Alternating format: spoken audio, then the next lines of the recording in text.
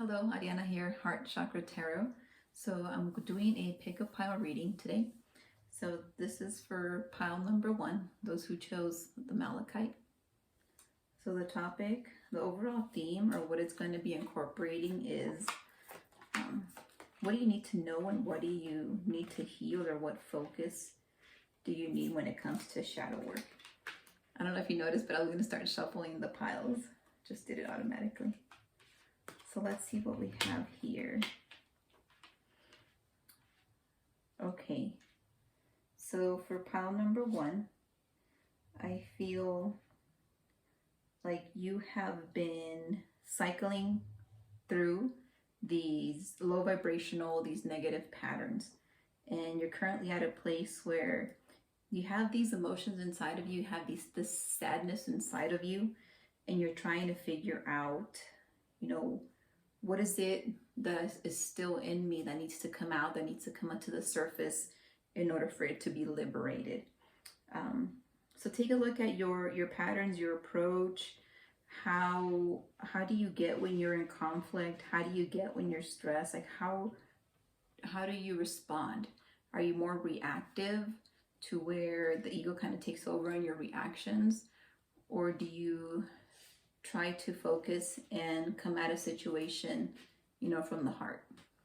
So the big message here is, yes, you feel like something, whatever it might be, like it hasn't ended, you haven't been able to move beyond, and it's because there's a cycle that needs to be identified and broken so that you can grow from that.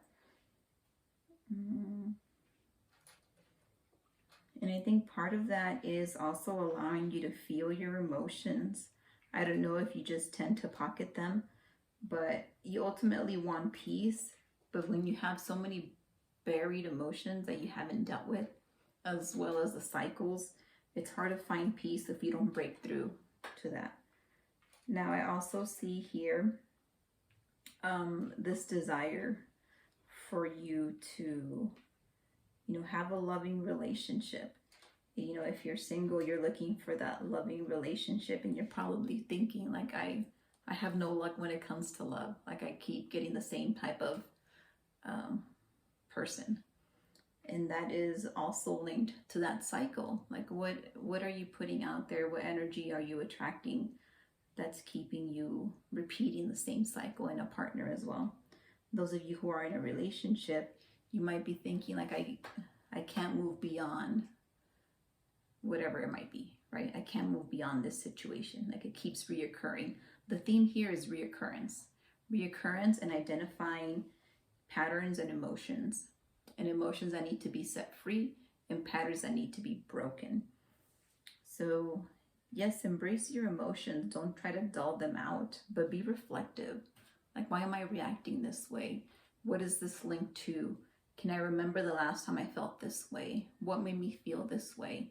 When I feel this way, how do I typically react?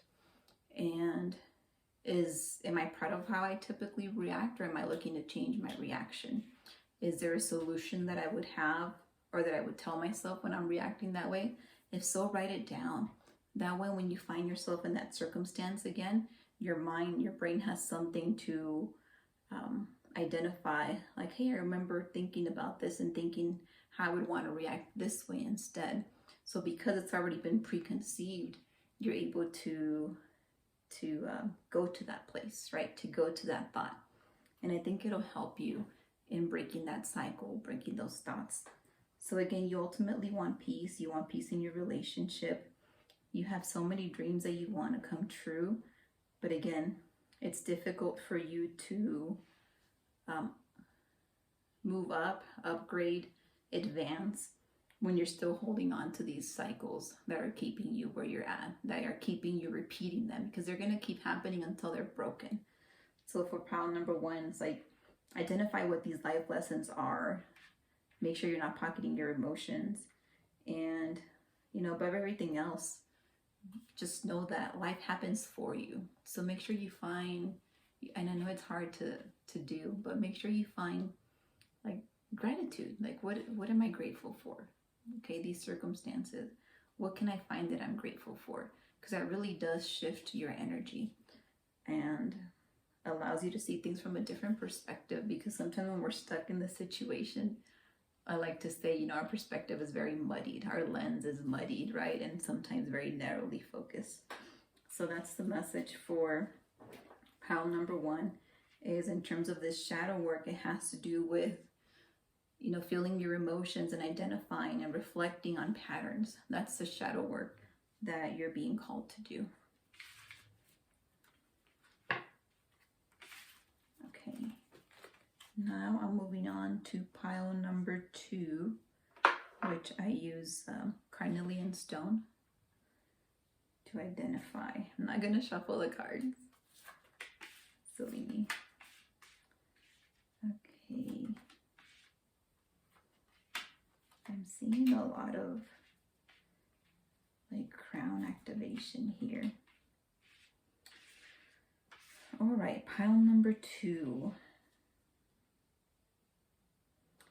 For some reason, I'm feeling, well, I'm starting to feel something in my solar plexus.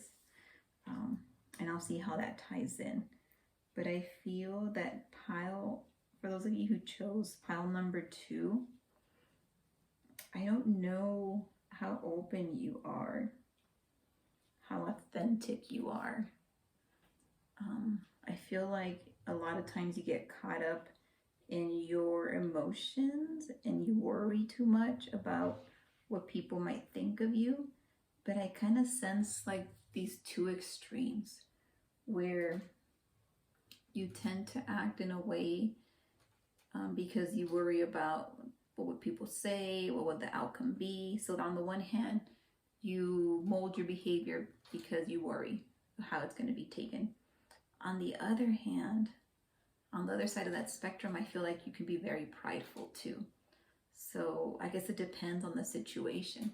So you either worry that you don't fit in and you want to fit in, or you just get very stubborn and prideful and you're like, well, this is me and I'm not going to change and this is what it is. So that's the kind of energy that I'm feeling for this group. So for this group, it's talking more about being the real you, like not being afraid to showcase who you are without having to worry about people's perceptions of you and without having it to lead to where you get that stubbornness and you dig your heels. So it has to be like a middle ground, right? So find that middle ground, because that middle ground is where you showcase your authentic you, because you're not worrying about these either you're not upset or you're worried about how you're going to be portrayed. So another message for you is like, listen more to your heart. Listen more to your heart and to your emotions. Again, I don't know if you tend to be open with your feelings and your love, but the way I see it here is that you're kind of closed off to it because you're worried. You're a worrier and you have all these concerns. So I don't know how open you are really with your emotions. I get the sense that that's an area that you could work on, is being more open with your emotions and not being afraid to be guided by your heart. Again, since you typically occupy on these both extremes, it's like be more authentic and lead from the heart is the message that I see here for you. And I think because you tend to be on these opposite ends of the spectrum, you feel pretty bogged down. You feel pretty tied down, and you tend to lose your faith pretty easily. And I don't blame you, because you're living on these both, I want to say adrenaline, but these both extreme ways of presenting yourself. And that really drains you. It really drains you. It drains your energy. You feel like you're dragging. You feel like there's no room for you. There's no growth for you. There's no person for you. And that's because you're on these both extremes. Those both extremes are pretty adrenaline. They're pretty high. A lot of energy usage, right? So that's why you feel that way. So don't be afraid to operate from a different place, an authentic place. And listen to your heart. Listen to your heart. This other card here is like, take a leap of faith. So I don't know if you tend to, because you do have that warrior syndrome, I don't know if you tend to like question yourself all the time, but I feel like a lot of your issues you're really doing to yourself. Like I'm sorry to say this, but it's like you're the cause of this because of how you operate, how you present yourself, and how your thinking could be either concerned, worried, or like stubborn and angry and prideful. So that's the message that I have for pile number 2. All right, let me move on to pile number 3, which I used sodalite, one of my favorite crystals, sodalite. Let's see what message we have here.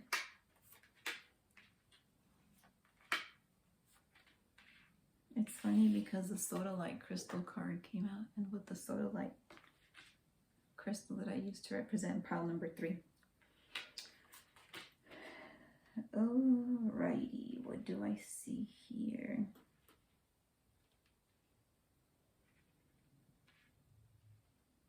Okay, so what I'm feeling for pile number 3 off the bat is this kind of like, what I'm getting is like, make sure you're checking in with yourself and acknowledging that the people you surround yourself with ultimately speak to the type of person that you are as well. So make sure that the people that you do keep are, you know, good, healthy relationships, friendships. I feel like sometimes you can be a bit extreme and like very wild, and I don't think that's necessarily in the best interest, in your best interest. So you seem very strong. You also have a lot of pride, which is something that came up in pile number 2, like this pride, and it's coming up for pile number 3 as well. So I kind of feel like there's a lot of Leo energy here. So you might be a Leo. You could even be Aries or Sagittarius, right? There's this wild, adventurous energy here. Which adventure, you know, adventure feeds the soul, right? You know, who doesn't love a good adventure? But just make sure you're not taking it to the extreme, and make sure that you're like mingling with people who have good intentions, who you can have healthy boundaries with as well if needed. Because I think that you have so much like creative energy, so much potential. I feel like you're very much of a leader and have like very CEO type of energy, like leadership energy. You want to build an empire kind of energy, right? Like that raw energy for success. But just make sure that you don't go overboard, or that you're not too proudful when you're making wrong decisions, or that the people that you keep close are like good for you, because you're strong. Like you have so much strength and so much capability, so much creativity. And I guess another message that's coming through is like, yes, you're kind of seen like the life of the party. You like to socialize, but you could be prideful as well. It's like, don't forget that, you know, aside from being fun and charming, like also be willing to, it says, express love and receive love. So sometimes, you know, especially because I feel like very leadership qualities here, a lot of times a leader like doesn't know how to receive love. Like they express it, they guide their people, or sometimes leaders don't.